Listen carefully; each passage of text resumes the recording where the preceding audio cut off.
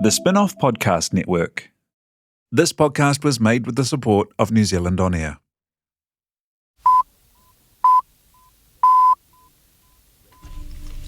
Radio New Zealand News, read by Boris Mozevich. The deadline for Iraqi troops to leave Kuwait has passed, and all signs now point to war. It was an incredible time because the war broke out in Iraq. Iraq had invaded Kuwait. As we flew from the west coast to the east coast in America, the first shots were fired. We now see our entire stream of red tracer fire, and now sirens, air raid sirens are beginning to sound over Baghdad. For Ruth Richardson, 1991 begins at full pelt. The New Zealand Finance Minister is on an emergency mission to New York. She's just delivered an explosive mini-budget a few days before Christmas.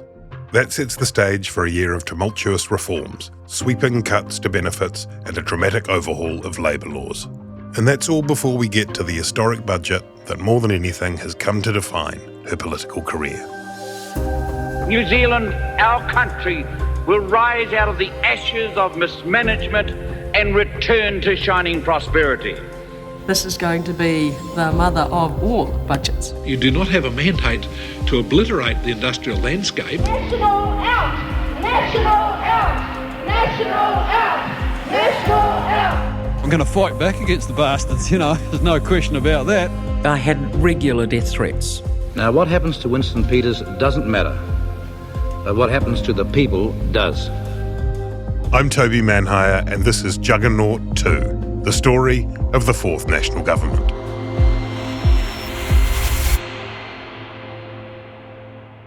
Episode 2, The Mother of All Budgets. It's the middle of January 1991. As war breaks out in the Gulf, New Zealand is on holiday. Top of the singles chart is Ice Ice Baby by Vanilla Ice. The national cricket team, captained by Martin Crowe, has just lost out to Australia in the Benson and Hedges World Series. Just Juice has launched an ice blog. I don't know how they did it. Just Juice? Oh, I don't know how they do it. You can eat it upside down. I don't know how they do it. And Ruth Richardson is bound for New York, together with a small group of senior officials, including Graham Scott, the head of Treasury. Their goal, to persuade the number crunchers at Standard & Poor's to cool their jets and revise the plan to issue a double downgrade to New Zealand's credit rating.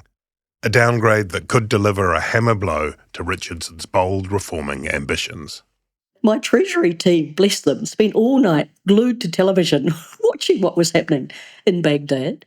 We went for a run in Central Park, which of course it was winter there, dead of winter, very, very snowy.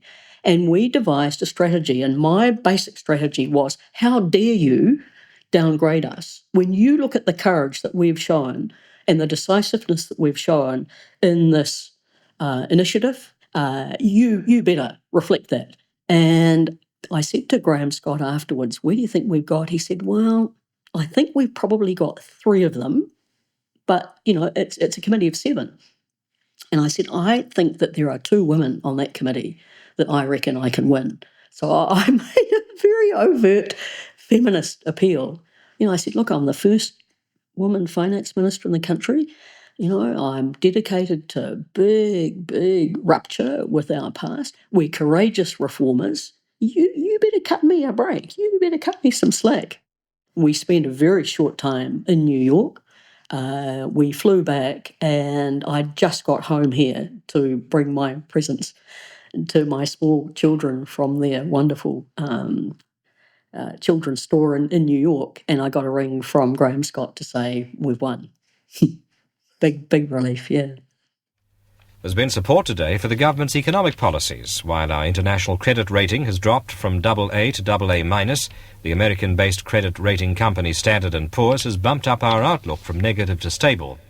This is a week later, and this is David Beers from S&P. As we look at the new government's policies, we think that, broadly speaking, they're headed in the right direction and are likely to be sustained for a period sufficient to deal with some of the remaining imbalances of the economy. I say all it does is reinforce the government's determination. In the Gulf, Operation Desert Storm continues. New Zealand has not sent combat troops, but supports the US-led campaign with more than 100 military personnel.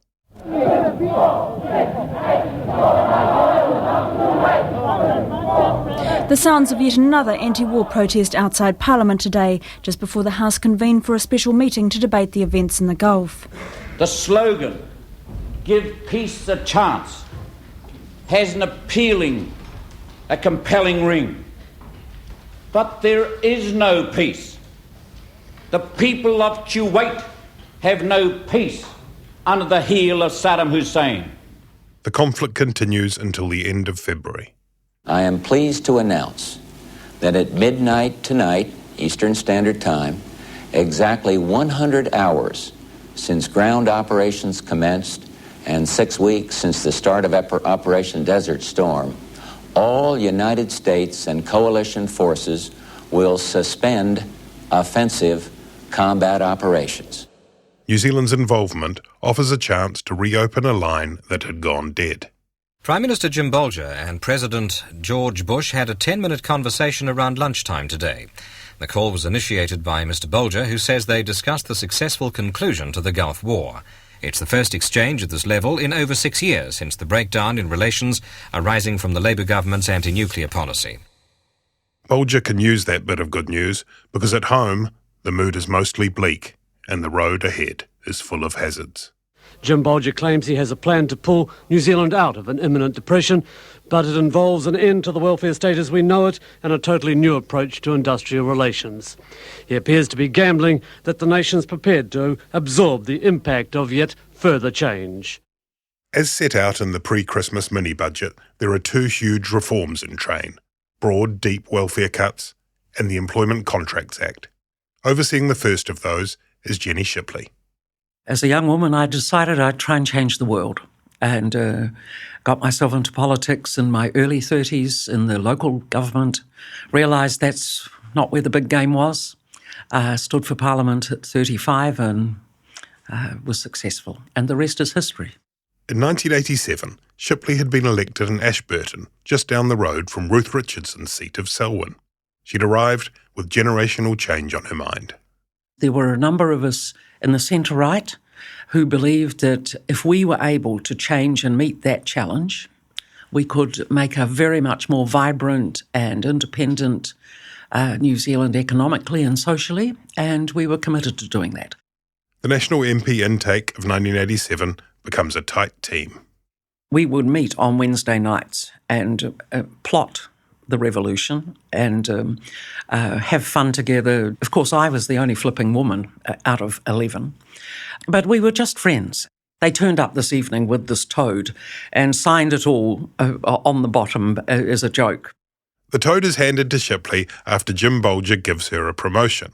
She'd been marked out as a talent early and leapfrogged several longer-serving MPs in this reshuffle. The toad, however, is a nod to a remark in the media by another MP, the charismatic national member for Tauranga, Winston Peters. And Winston was asked about, those who had been appointed, and he said, the only people who had been appointed were those who toadied to the leader.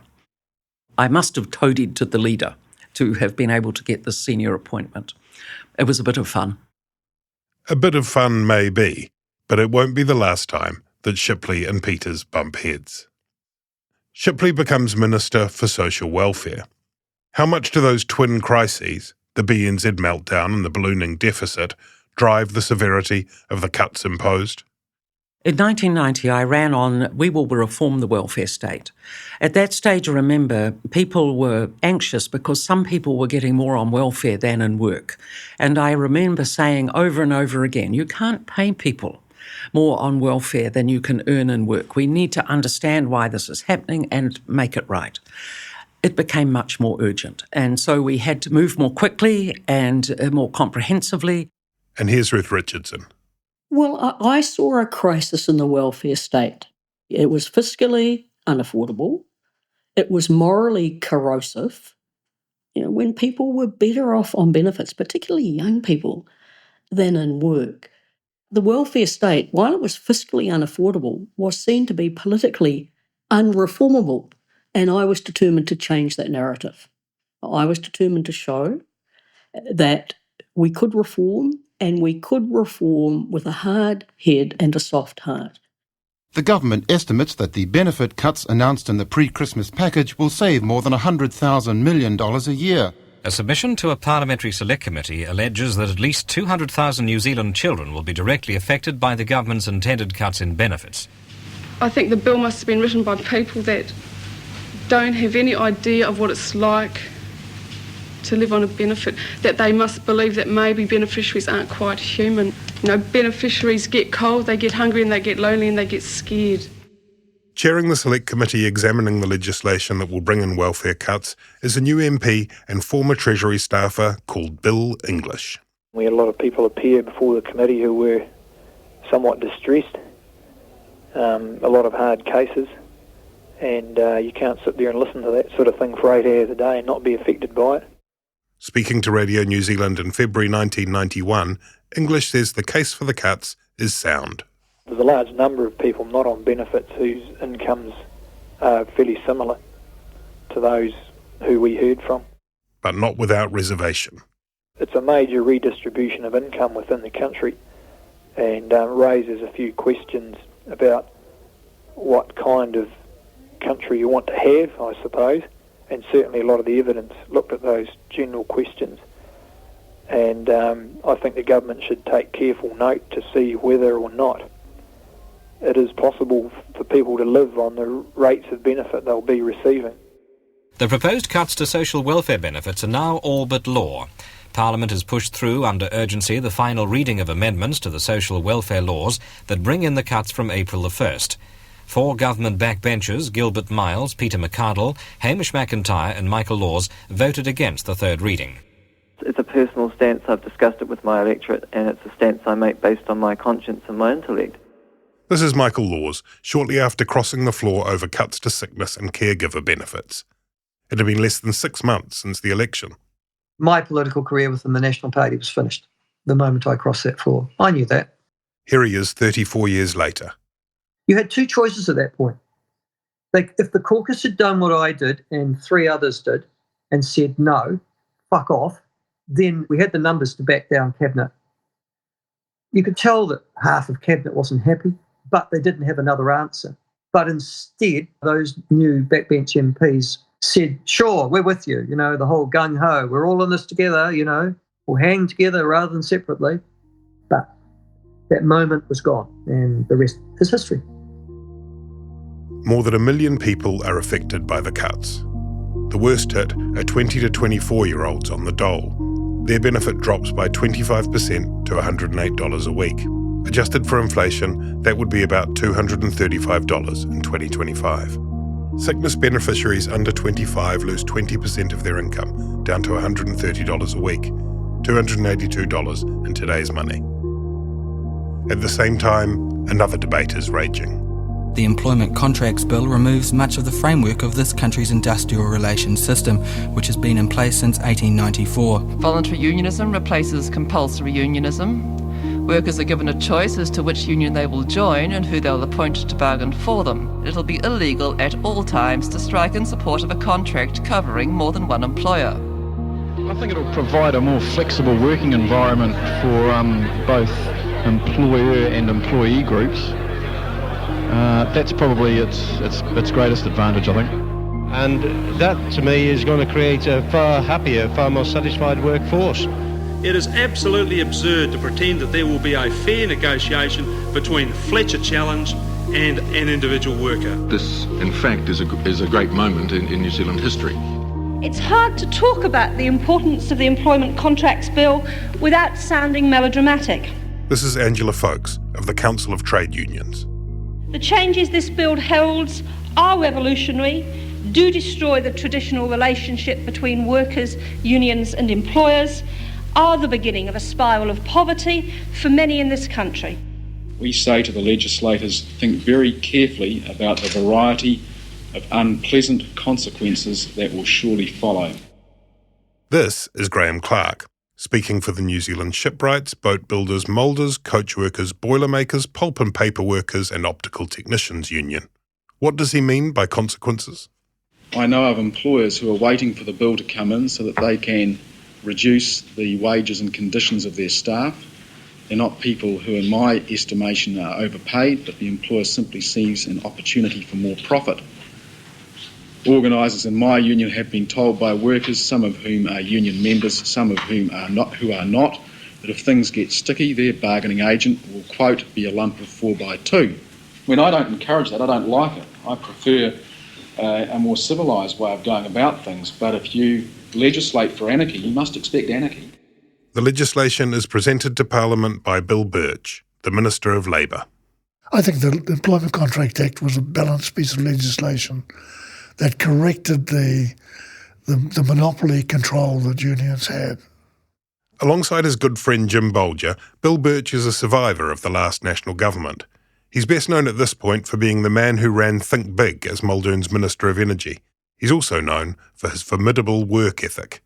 At one point during the fourth national government, so the story goes, an official turns up for a midday appointment only to discover that the 12 o'clock meeting had in fact been scheduled for midnight. That's a true story, yeah. And I've always worked till pretty late at night. I often worked till 12 o'clock when I was a minister. We meet Birch in his Pukekohe office on a Monday afternoon. At the age of 91, he still goes into work at his son's surveying company, just about every day. Do you come in most days? Yeah, I come in. Used to get here at 8:30, work till about 6, yeah. Is that all? That all? Sometimes later. That all? The design of the industrial reform had begun in opposition. I was given the Labour portfolio and I did a huge amount of work with the Employees Federation, Business Roundtable. They wanted changes to the labour market and had a lot of discussion with them. We won the election and we moved pretty fast. The bill is in Birch's name, but it has more than one author. Ruth and I put cabinet papers to cabinet. She wasn't happy with mine. I wasn't that happy with hers. Ruth was more in the Business Roundtable camp, of restricting strikes and that sort of thing. And I thought that was going too far. The Business Roundtable is a powerful political force in 1991. Since merged into the New Zealand Initiative, the BRT is largely an invitation-only pantheon of CEOs, champions of the free market and bête noire of unions and the left. We will smash the BRT, put them under lock and key. We will smash the BRT, put them under lock and key. At the helm of the round table, Roger Kerr. As well as the current rules about eligibility for the unemployment benefit, it would be reasonable to place a time limit on it. Roger was a very intelligent, very bright young New Zealander who was very knowledgeable about the way the labour markets functioned, and we didn't accept all of their suggestions. Voluntary unionism was at the heart of it, and we had common ground as far as that was concerned. But back to Ruth Richardson. She's blindsided Birch by bringing a paper to Cabinet before his is ready. The labour market reform I had worked out in detail with 2 Treasury officers, let alone the Business Roundtable. We had a draft ready to go. The labour market reform was very important to me. I spent a lot of time on crafting what good labour market reform looked like, which was much more far-reaching than Birch had in mind. He had the incremental approach. I had the fundamental reform approach, which prevailed largely. I would often use the example of a freezing worker. So I'd campaign a lot, and I came from farming stock, so I'd go into freezing works, and there you'd find, because of the labour market situation there, where the union held all the cards, all the blokes were in the jobs that paid handsomely, really handsomely, and the women were doing just as significant and hard a set of work at half the wages. And why was that? Because that was the union rules. Well, to hell with that. I often use that as an example of the protectionism or the privilege that we had to break down. Cabinet saw the 2 papers and we finally worked our way through them, and I was quite happy with the outcome, what we had. Ruth wasn't unhappy. I won about 80% of the argument. The only argument I didn't win was to knock on the head the employment tribunal. Birch wanted to keep that, and that was an argument he won. It was a sop, if you like. Jim Bolger, for his part, does not recall major differences between the Birch and Richardson prescriptions. They were broadly consistent, and Ruth a more rigid and sort of abrupt personality, and Bill more gentle and moving more cautiously in a way, I suppose. And Bill brought a very good mind to complex issues. What you need to understand, Mr. Chairman, members of the committee, that the workers and unionists of New Zealand will not accept that illegitimising process that you're now engaged in. This is Ken Douglas, the Council of Trade Unions president. He tells MPs that the reforms go beyond the pledges National made before the election. You might have a mandate about the voluntary unionism question, don't deny that, but you do not have a mandate to obliterate the industrial landscape, to do in New Zealand what the United Nations collectively has done in Q8. We're not even saying defeat the bill. What we're saying, there must be a pragmatic, workable industrial relations framework that recognises individual right being represented by collective expression, that has as its main focus the achievement of recognising that the economic problems that the country faces requires a conscription of people's goodwill to reach the objective of full employment, high-skilled, high-waged economy. Ken Douglas, remember, had been labelled a communist by Bolger in the election campaign. Bolger apologised on election night. But over the Employment Contracts Bill debate, Douglas faces a lot of flack from within the union movement. One night in the pub, he gets smashed in the head with a glass by a union member who feels he hasn't fought hard enough. The CTU called a special affiliates meeting today to decide the next stage of its anti-bill campaign. Moves to call a national general strike were defeated, and CTU leaders say that instead unions will take part in widespread protests on April the 30th, ranging from lunchtime meetings to all-day strikes. Divisions within the union movement and on the left that have emerged across the years of Rogernomics yawn wider as the Employment Contracts Bill progresses. Jim Anderton, the leader of the New Labour Party, calls CTU leaders a bunch of teddy bears. Others call it a surrender. The decision not to declare a general strike, Rebecca McPhee will later write in her biography of Helen Kelly, creates divisions and bitterness within the movement that will last for a generation. New Zealand unions once had a privileged legal status by international comparison. Now they've got fewer rights than any other country in the OECD. There is no general strike, but there is loud protest action across the country in response to both the labour reforms and the benefit cuts. National Party follows Labour in quick succession. On 108 a week, you handle the oncoming depression. Sometimes it's in verse form. The Employment Contracts Bill was no fluke. Your sick, perverted, brain-dead morality makes me puke. Jimbo, Jimbo, big man and hero. Jimbo, Jimbo, you absolute zero. Where do you get off on killing the poor? We want justice, not your bloody law. At least 20 people were arrested after an unemployed workers' march turned ugly in Auckland today.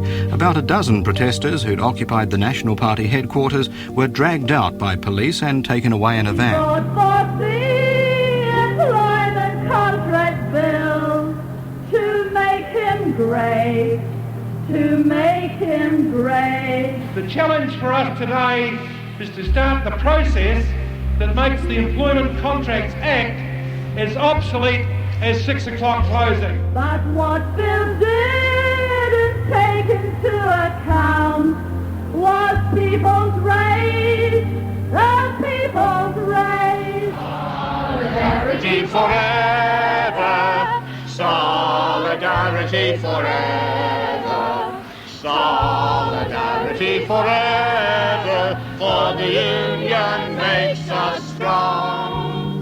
Pat Kelly in full voice ending that report. That's what we're doing, and we're trying to fight for our rights. National out! National out! National out! National out! We also want to know all the National Party MPs and Cabinet Ministers that come to Auckland that they're walking into into dangerous territory. They are not welcome here. They think they're safe inside their hotels and their business centres, but they're not. That's Sue Bradford. She'll go on to become a Green MP, but at this point, she's representing the unemployed workers movement. We have people in our unemployed centre who have been deprived of any source of income. They have no benefits, they have no money, they have no food, they have nothing. We have people living in tents, living under trees. And this is in Auckland, and we think that a lot of people in New Zealand don't realise what's happening, and that the violence that's being inflicted on us is much worse than anything we might do. Sometimes the protest gets messy. Ruth Richardson is paint-bombed in West Auckland. She goes ahead and gives her scheduled speech, splattered in blue. Protesters around the country burn effigies of Bolger, Richardson and Shipley. When people said to me, are you worried that there is a degree of resistance to your reform? And I said, no, for every action you'll get a reaction. You're always going to have reform resistors. All they've done is burn an effigy or two and throw paint bombs at me. I mean, there's been no national strike. It's not a big deal. And in fact, I have still got that suit, which has got blue paint all over it. And one day I will auction it for a good cause. It's sitting in my wardrobe here. I lived under personal security for almost the whole of that 3 years, even as a minister. It's the norm for Governors-General and Prime Ministers to receive around-the-clock security from the DPS, the Diplomatic Protection Service of the New Zealand Police. It is highly unusual for ministers, but both Richardson and Shipley are assigned armed protection.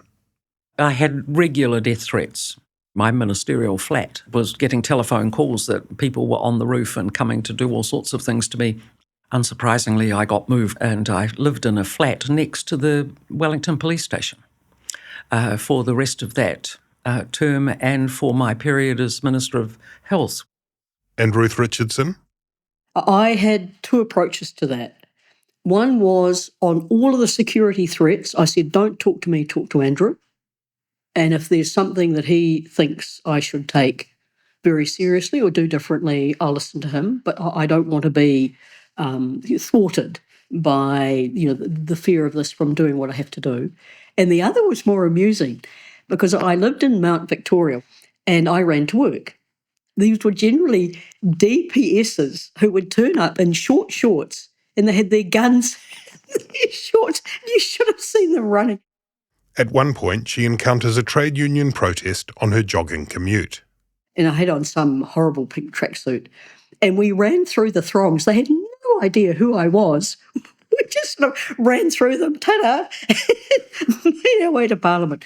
The only time I took it seriously was when I went to a school production that my children were in, and armed policemen turned up to be with me during the school production, and to me that was the only time I thought this is a bridge too far.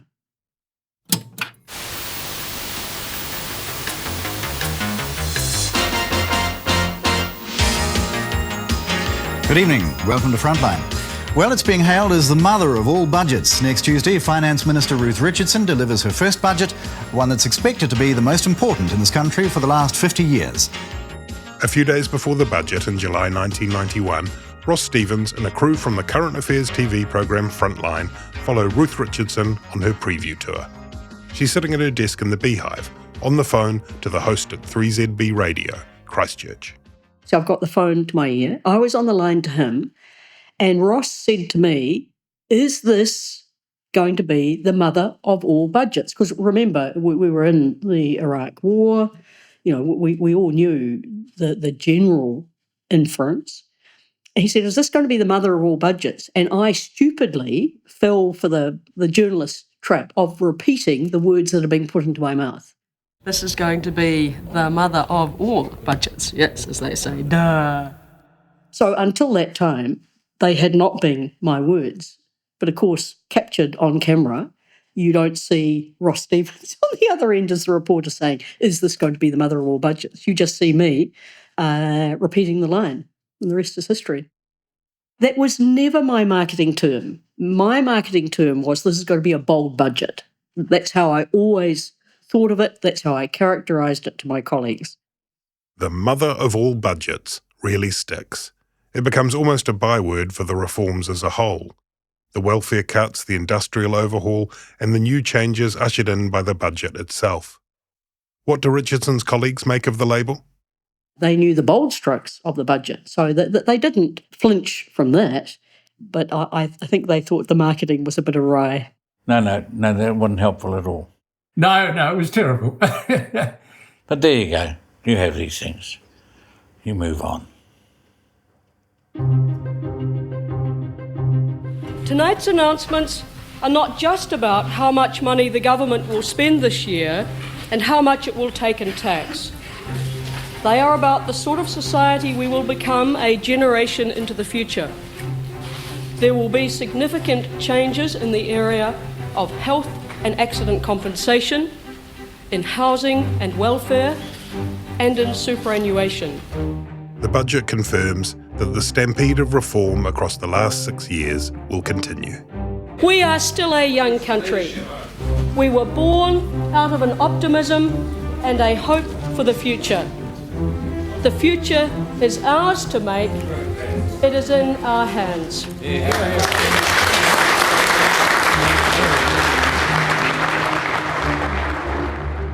The Economist magazine reports the budget under the headline, Roger's Daughter.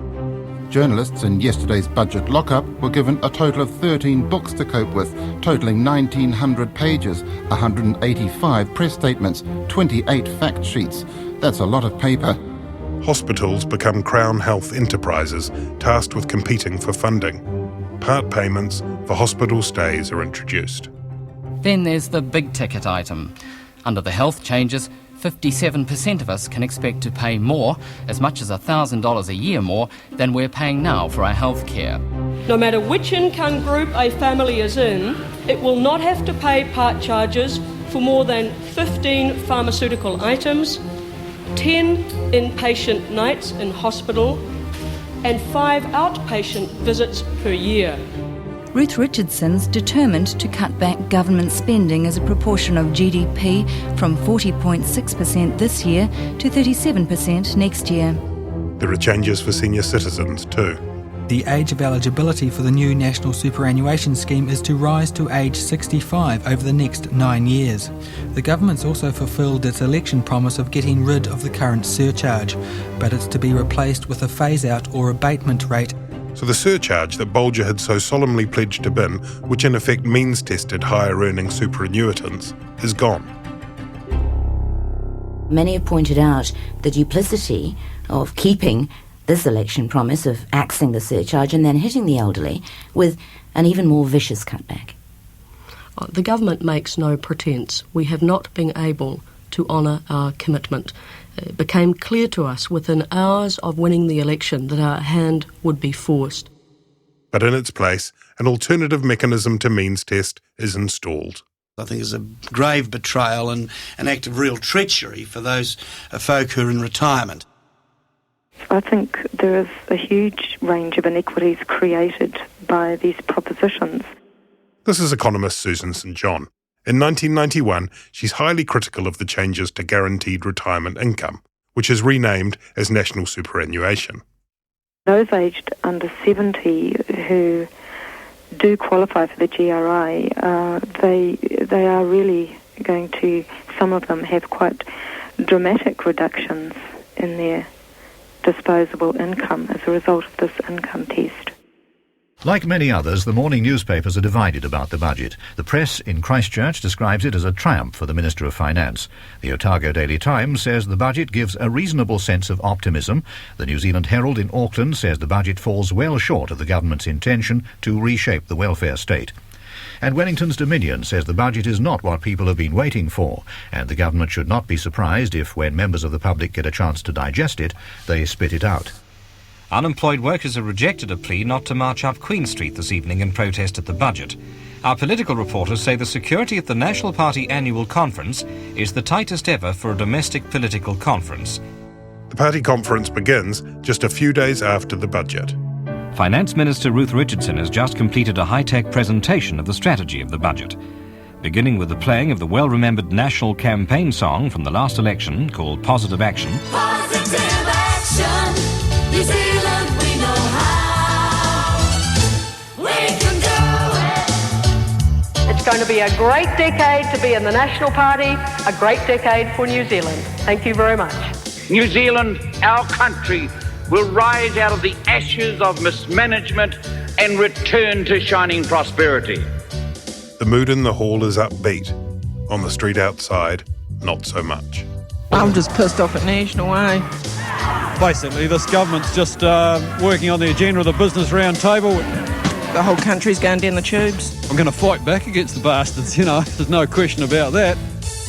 I was cautioned not to celebrate at all. I just wanted to assure the delegates publicly and privately that we knew what we were doing. They should be confident. This is what a real National Party does in office. And these are the issues we had to tackle. And this is the remedy that we propose, and we're confident that it will yield the results. Later that night, according to reporters watching on, Richardson jumps on the karaoke.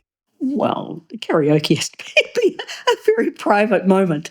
I'm human like everybody else. I have a very substantial sense of fun. Did you remember what you sang? I know. I think it was We Will Conquer, We Will Carly Simon. According to Jane Clifton, you sang I Am Woman. I Am Woman, that's it. For all the good spirits at the National Party conference, the economy remains in trouble. Unemployment is in double digits, soup kitchen queues are growing, and protests continue. Ruth Richardson really needs some good news. A reduction in interest rates, for example. I remain very, very confident in our ability to see the results, but I was concerned, and in a until now undisclosed moment, I signalled through an emissary to Don Brash, it was red alert. He had better start to reflect in the monetary policy settings what we were doing on the fiscal side. For someone who is such a staunch advocate of an independent Reserve Bank, that's a big thing to do. Yes, but Don, as much as I, were fully invested in the integrity of the reforms. Don and I had a very good understanding, but I thought he should know, and you're right, it's close to the line for me to send an emissary to say, red alert. You were saying, in effect to him, if we don't see some movement on interest rates, then the program is at risk. Is in jeopardy, is at risk, yes. Speaking. Kia ora, is that Don? Yeah. Hey, it's Toby Manhigh here. How are you? Very good indeed, sir. Very good indeed. Don Brash had been the governor of the New Zealand Reserve Bank when in 1990 it was made independent, with a mandate to keep a lid on inflation through monetary policy tools that would impact interest rates. I don't recall the emissary, but I do recall a message from Ruth at some stage, and it would have been in 1991, I guess, that things were a bit tense, and she hoped monetary policy wouldn't be too long in getting some stimulus to the economy. But the Reserve Bank Act of 1989, a direct response to the Muldoon machine, means that Brash is insulated from influence, he says. The Reserve Bank, as you know, publishes, and has done for a long time, these quarterly assessments of the inflation outlook.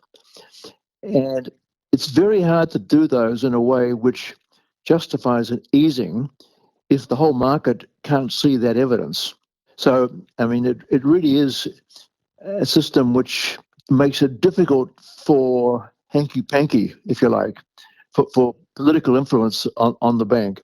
And that's the way it was designed, of course, so that politicians couldn't influence short-term what the Reserve Bank was doing. It would have been difficult for me to say, goodness, Ruth's worried, I better start easing policy, unless I could demonstrate plausibly that the inflation outlook really was coming into line.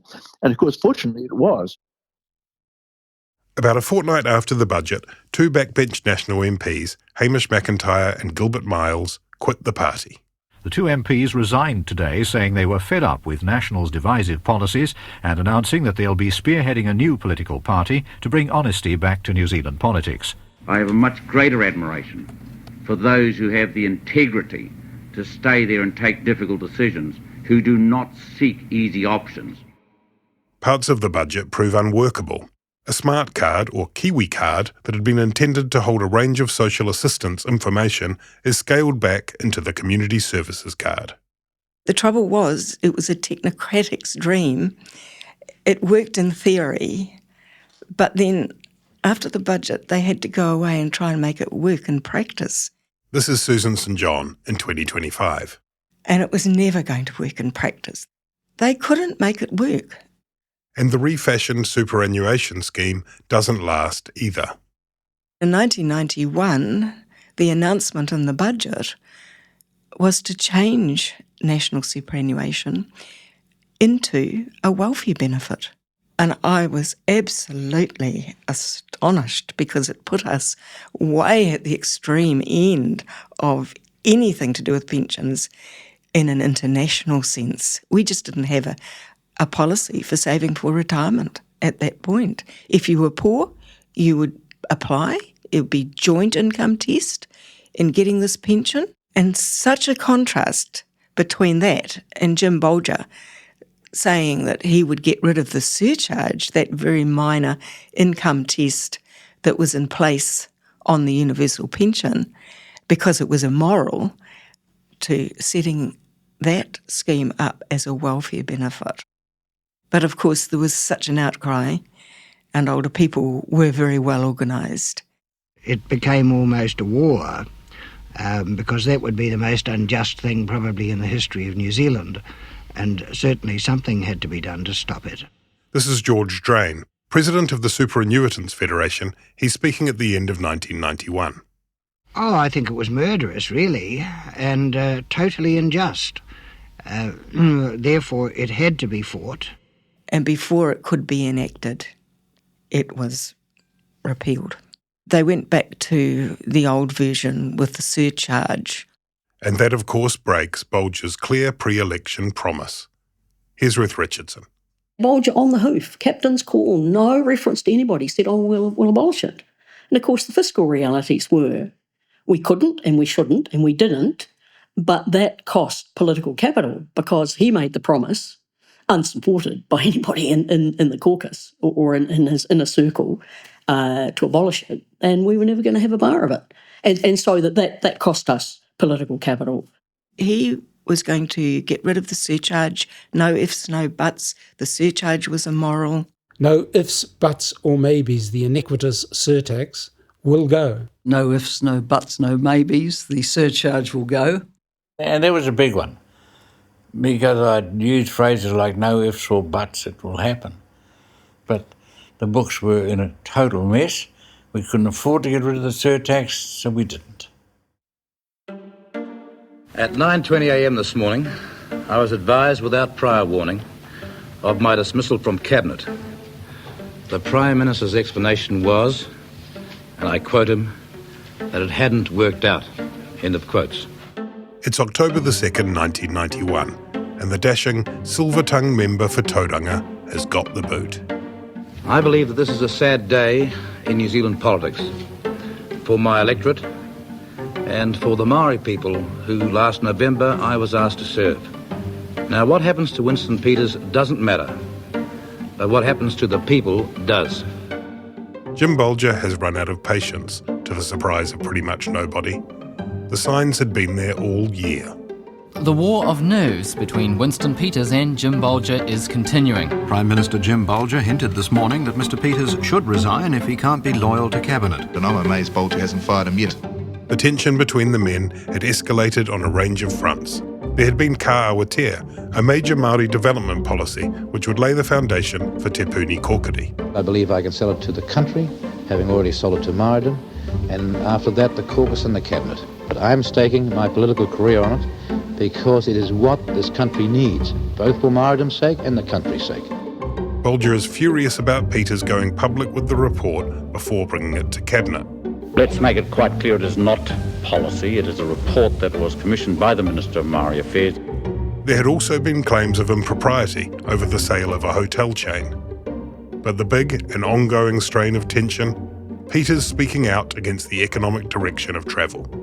his reluctance to fall into line. Mr. Bolger this morning, though, has said of you that you were not a good minister, you did not contribute significantly to cabinet discussions, you did not advance the interests of Maori people. What was Mr. Bolger doing when I was trying to get Kawatea going? He was opposing it before I even let the thing go. It is unavoidably true, too, that Peters is much more popular with the public. For him to make that complaint when himself he has subterranean levels of support is really not good enough. Asked if he's not a team player, Peters responds, I've played more team games than Mr. Bolger's ever looked at. You don't have somebody throwing the ball in, jumping in the line out, catching it, going to half-back, throwing it, getting it at first five, passing it, and coming in from full-back as extra man. That's not the way things are done, either in good business, or in management structures, or in successful politics. Here's the writer and academic Ranginui Walker. If they were going to sack him, they should have sacked him long ago over the critique of the economic policy. But they didn't dare, because Mr. Peters was articulating what the general populace were feeling, and he had full support of the Māori people. Speaking of Mr. Peters, the invitation to take part in this podcast remains very much open. There's too many lazy, indolent journalists in this business. Thank you, Te Ahi. There's too many lazy, indolent journalists in this business. Thank you. The year ends with an economy still struggling to emerge from the doldrums. There are ongoing fights within Cabinet over superannuation and taxation, and a growing distance between Bolger and Richardson. Bolger sinks as low as 5% in preferred Prime Minister polling. Winston Peters' stock soars as he denounces a superannuation betrayal. And then another blow. Robert Muldoon, disgusted with the economic trajectory of the national government and what he sees as a betrayal of older New Zealanders, decides to quit, triggering a by-election in Tāmaki. It's a decision, he says, that has been made with his wife, Thea. It's on her advice that I'm leaving Parliament, because this year we have both been very depressed. I came here to help people, not to hurt people. And I find that it has not been possible for me this year to stop too many people being hurt. Muldoon ends his valedictory speech in the final days of 1991 with a story about encountering a woman on a footpath in Auckland. She said, I know you, don't I? I said, I don't know, you might. She said, I come from Tauranga and I'm a nurse. And I said, well, I've been to Tauranga a few times, but I don't know any nurses. And I thought, I'll put her out of her misery. I said, my name's Muldoon. You're not related to that bastard in Parliament, are you? And on that salutary note, Mr. Speaker, I say goodbye.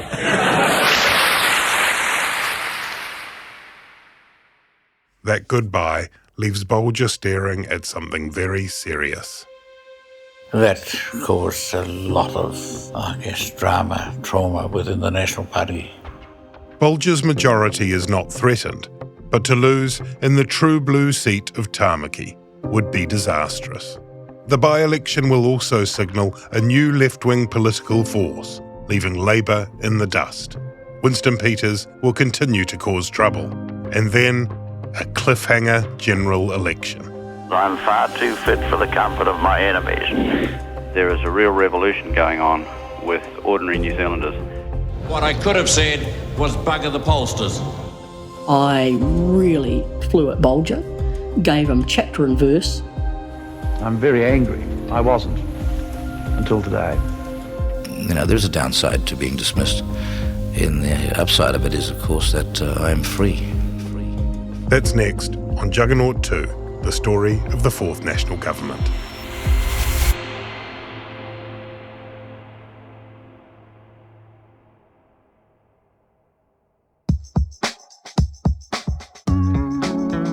Juggernaut 2, The Story of the Fourth National Government, is written and presented by me, Toby Manhire, for The Spin-Off, made with the support of New Zealand On Air. The producer is Jen Follett, the audio editor and sound designer is Te Aihe Butler, the researcher is Henry Cook, graphic design by Lauren Marie Stewart, archive Maddie Walker, and the executive producers are Sophie Dowson and Duncan Grieve. Archival audio from this episode is from Ngā Taonga Sound and Vision, Bruce Lynch, and TVNZ via Getty Images.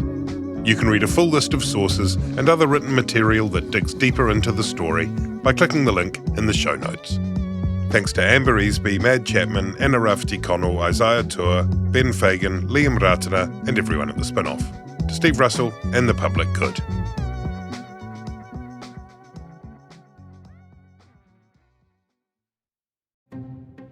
Kia ora, this is Toby Banhai. Thank you for listening to Juggernaut. I hope you're enjoying this series. A lot of work from a small but talented group of people went into making this podcast, and we're extremely grateful to New Zealand On Air for supporting the project. It also couldn't have happened without the support of our members. If you like what we do here at the Spin-Off and would like to see more projects like Juggernaut out in the world, then please consider becoming a Spin-Off member. Visit thespinoff.co.nz/members to help us do more of the work you value. The Spin-Off Podcast Network.